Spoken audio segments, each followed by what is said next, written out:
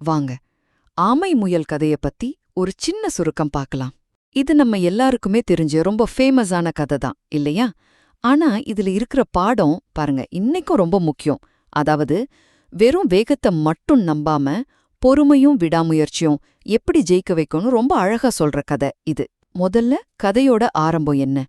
ரொம்ப வேகமா ஓடுற முயலுக்கும் ரொம்ப மெதுவா போற ஆமைக்கும் நடுவுல ஒரு ரேஸ் நடக்குது, சரிதானே? அடுத்ததா முயல் பண்ண பெரிய தப்பு என்னன்னா, அதுக்கு தன்னோட வேகம் மேல பயங்கர நம்பிக்கை.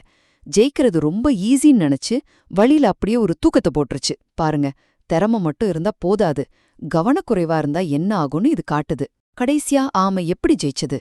ரொம்ப சிம்பிள், அதோட தொடர் முயற்சி தான் காரணம். அது எங்கேயும் நிக்கல, மெதுவா இருந்தாலும் பரவாயில்லன்னு கவனமா ஒரே சீரா இலக்க நோக்கி போயிட்டே இருந்துச்சு. பாருங்க, வேகம் இல்லைன்னாலும் விடாமுயற்சி இருந்தா ஜெயிக்கலான்னு இது நல்லா புரிய வைக்குது. ஆக என்ன புரிஞ்சுக்கணும்னா, திறமைய விட விடாமுயற்சி தான் முக்கியம். அதுதான் எப்போவும் ஜெயிக்க வைக்கும்னு நம்ம ஞாபகம் வச்சுக்கணும்.